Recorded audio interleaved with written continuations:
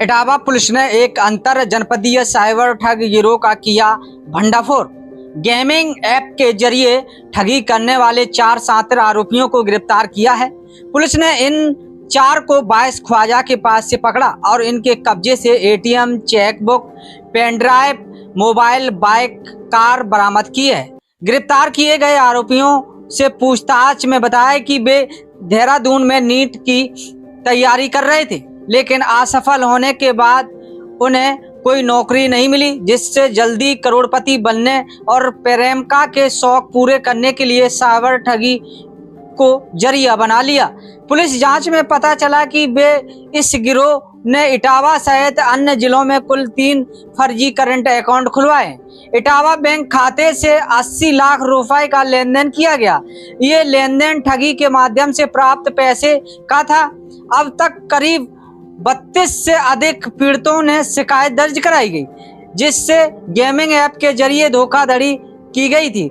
इस धोखाधड़ी में पुलिस ने 4 आरोपियों को गिरफ्तार कर लिया, जबकि एक अन्य सदस्य फरार है, जिसकी पुलिस तलाश कर रही है। वहीं इटावा एसएसपी ब्रजेश कुमार श्रीवास्तव ने पुलिस टीम को 15,000 रुपए का पुरस्कार देकर सम्मानित किया है।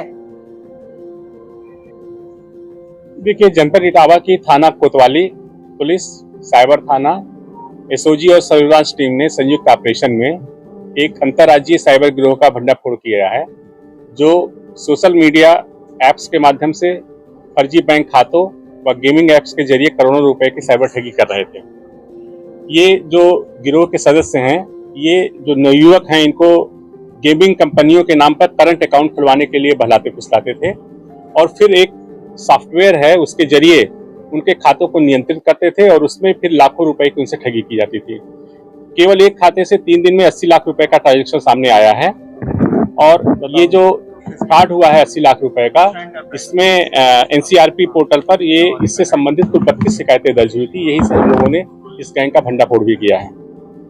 यह गिरोह टेलीग्राम और व्हाट्सएप के पैनल ग्रुप्स के जरिए विदेशी सिम वीपीएन नेटवर्क से संचालित होता था। जो 4 सदस्य पकड़े गए हैं गिरोह के, ये अलग अलग जनपदों से है। एक झांसी का है, एक बलिया का, एक इटावा का और एक बुलंदशहर के। ये चारों लोग एनडीए की तैयारी करने के लिए देहरादून में पहुंचे थे और वहीं से फिर इनके मन में तेजी से पैसा कमाने की और महंगे शौक के कारण जल्दी पैसा कमाने की ललक लगी और ये गेमिंग ऐप्स का सहारा लिया इन्होंने। इनके कब्जे से 6 मोबाइल, 13 एटीएम कार्ड, कई पासबुक, चेकबुक, आधार कार्ड, पैन कार्ड, अन्य कई फर्जी दस्तावेज, पेन ड्राइव, एक कार और एक मोटरसाइकिल बरामद की गई है। इन अभियुक्तों के विरुद्ध थाना कोतवाली पर आईटी एक्ट सहित बीएनएस की धाराओं में अभियोग पंजीकृत कर विधिक कार्रवाई प्रचलित है और जो इनका खाता है उसे सीज करा दिया गया है।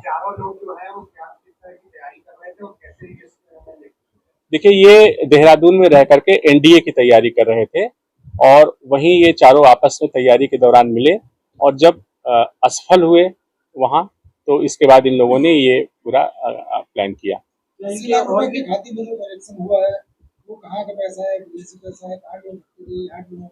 देखिए, वो पैसे जो है गेमिंग ऐप के जरिए अपने देश के विभिन्न राज्यों से भी आए हुए हैं और कुछ पैसे बाहर से भी आए हुए हैं।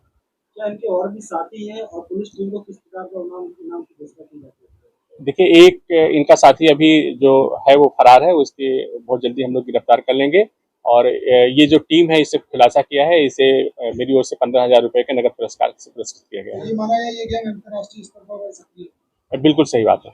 जो 80 लाख रुपए की बात सामने आई है, वो क्या इटावा में ही वो खाता संचालित था या और नहीं? वो खाता जो है इटावा में संचालित था। कुछ और खाते हैं जो दूसरी जगहों पे संचालित है, उनके बारे में हम लोग जानकारी करते हैं। सुनने में आया कि जो संचालित होते हैं उसमें संलिप्त कर्मचारी भी होते हैं बैंक से रिलेटेड। ये इस बारे में हम लोग विवेचना करेंगे। अगर कोई किसी की संलिप्तता प्रकाश में आएगी तो उसके विरुद्ध विधिक कार्रवाई की जाएगी।